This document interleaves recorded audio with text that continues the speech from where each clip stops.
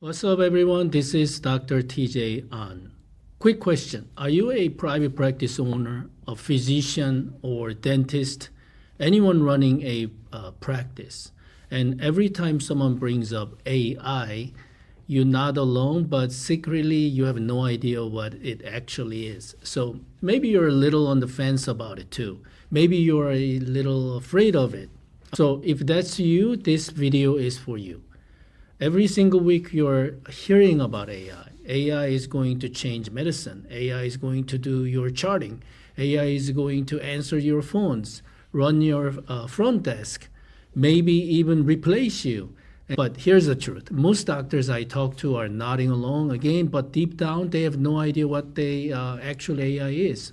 In this video, I'm going to give you the real picture, no heavy jargon, but I'm not going to dumb it down either. I'm going to give you the actual map. By the end of this video, you will understand what AI is, where terms like machine learning or generative AI, why it can suddenly read and write like a person, and exactly where it belongs in your practice.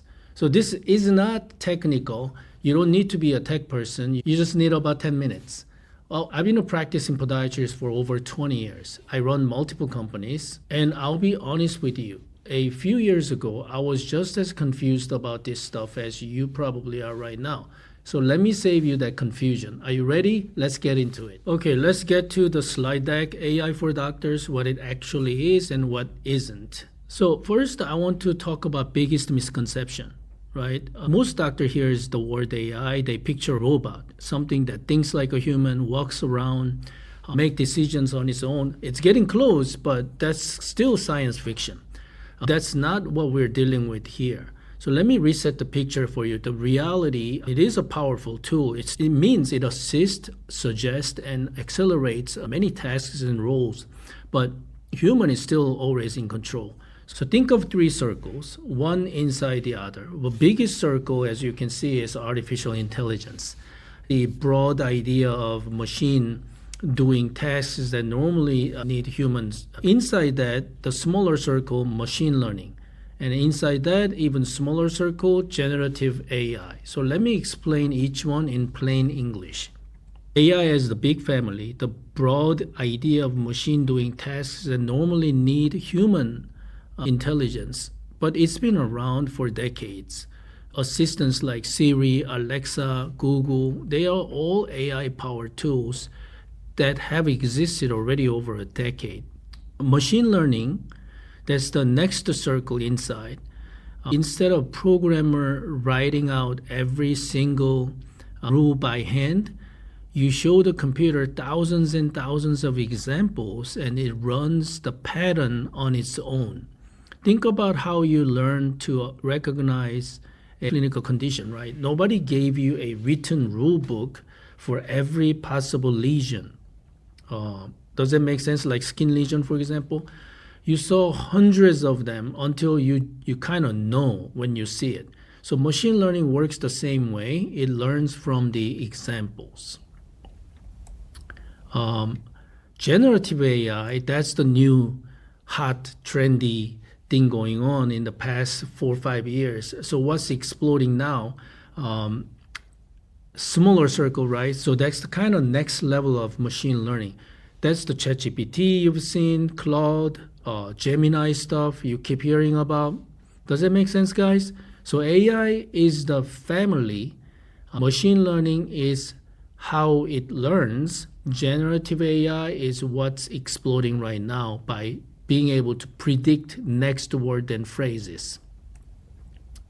So how did a computer suddenly get so good at language? And from all of that, right, they learn the patterns of how we communicate. So now when you type a question, it predicts the most useful response, word by word, based on those patterns. That's why it can write you a patient handout or summarize a research paper in seconds. It's predicting language extremely well. So that's why you've heard AI hallucinates, because actually it's not hallucinating. It's what it was meant to do, predict language. So think about it. That's a very different thing than understanding. and I'll come back to why that matters. Oh, by the way, if this is making AI feel less scary and more useful, do me a quick favor and hit that subscribe button. I put out videos every week on AI, practice growth, and building a practice you actually love. It's free, but it helps our channel grow. Okay, let's get back to it. So I want to explain the concept of multimodal AI. So here's where it gets interesting. And this is very recent. In the beginning, these tools were text only. You typed, it typed back. Today, the good ones are what we call multimodal model. It means the AI can now work across not only text, but images, voices, and even videos. You've seen those AI generated videos and things like that, right? Digital twin, clone. Why should you care as a doctor about this? Because it changes how you use it. You can talk to it instead of typing, or you can show it image and ask about it. For example, x-rays, clinical pictures, right? Also, you can hand it a voice memo and get back a clean summary like Scribe, right? Ambient AI. So it's no longer just a chat box. It's becoming something you interact with the way you interact with a smart assistant. It's all possible because of multimodal AI. What is this stuff actually good at? On the great side, AI is great at these things: language, writing, drafting, summarizing, rephrasing, repetition, the same task over and over without getting tired, and being a thinking partner, thought partner. You bounce an idea with it, and it gives you starting point and you can brainstorm with it. What AI is not, this is the other side. It's not a replacement for your clinical judgment. It does not diagnose your patients. It is not always right.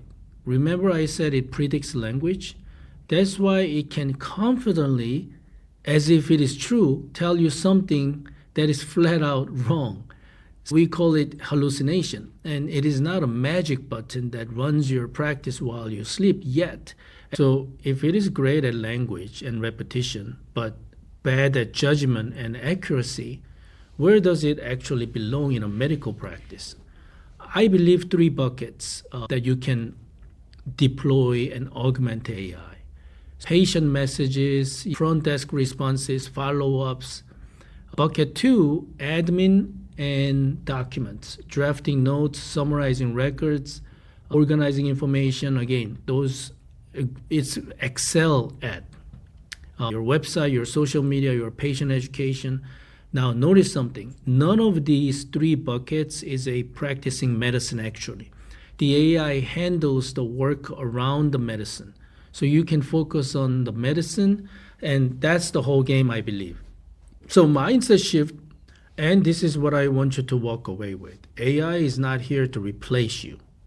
I'm going to say again, AI is not here to replace you. AI won't replace doctors, but doctors who use AI will replace the doctors who don't. So think about that for a second. It's not about the technology, it's about whether you adapt. Charles Darwin said this, right? It's not the strongest of the species that survives, nor the most intelligent. It's the one who most adaptable to change. Environment is changing big time right now. AI is not coming to medicine, it's already here.